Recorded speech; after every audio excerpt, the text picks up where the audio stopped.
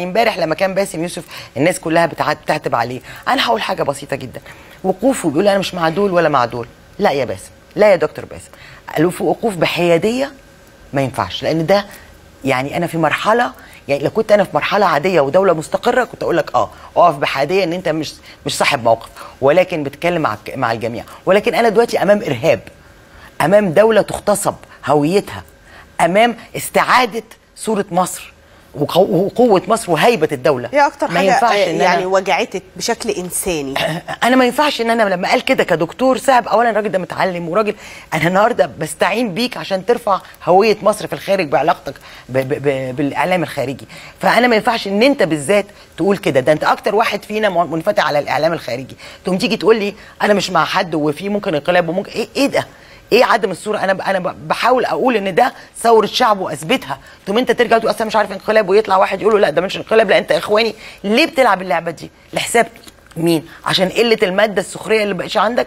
لا عندك ماده للسخريه، انا اسفه. عندك اللي بيحصل من تركيا وقطر والدول الاقليميه، عندك من اداء من الحكومه، ولكن ما تتريقش على خلقه ربنا في شكل رئيس جمهوريه ولا في دور الجيش. دي حاجات ما نقرب لهاش.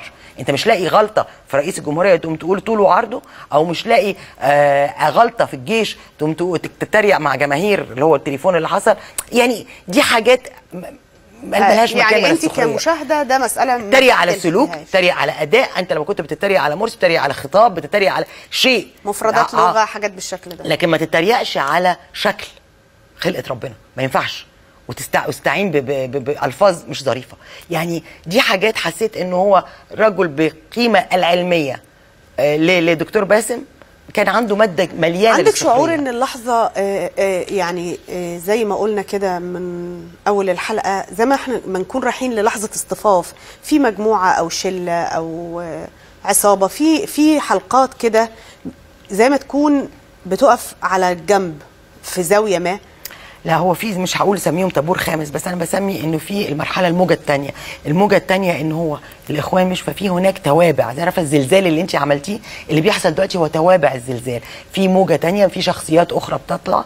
الشخصيات دي شخصيات اللي بيلعب دور الحيادي واللي بيلعب دور الانساني، انه لا احنا بنموت الناس وما نقبضش عليهم وما نعملش كده وما نمسكهمش، في حين ان احنا هم بيقتلونا وبيحاربونا وبيموتوا شبابنا في سينا وبيموتوا شبابنا من الضباط جوه كل مره في وكر بيمسكوه او في بؤره بؤره او في كنيسه وهم بيفرحوا. يعني انا مش شايفه ان ده ان احنا نستسلم ونقول لا اصل ما نموتهمش. امال نعمل فيهم ايه؟ اذا كانوا هم بيموتونا في كل لحظه، بيموتونا واحنا بنفرح في كنيسه، وبيموتونا واحنا بنحارب في سينا على حدودنا، وبيموتونا واحنا بنحاول نثبت هويتنا عشان عاملين لنا اعتصام في رابعه. ايه ده؟ هو مين اول ناس سقطوا في رابعه؟